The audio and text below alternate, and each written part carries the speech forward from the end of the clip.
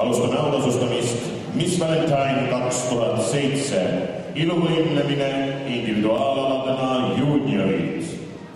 Esimene koht, first place, Veronika Romanova, Läti, Latvia. Teine koht, Ekaterina Staramur, Russia. Kolmas koht, third place, Apostolia Lahava, Greece.